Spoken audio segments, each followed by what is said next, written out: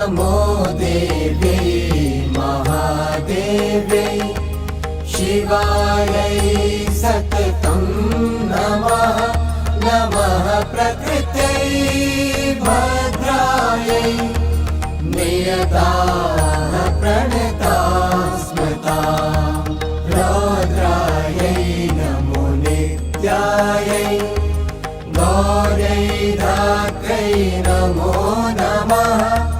ज्योत्स्नायै चेन्दुरूपिण्यै सुखायै सततं नमः।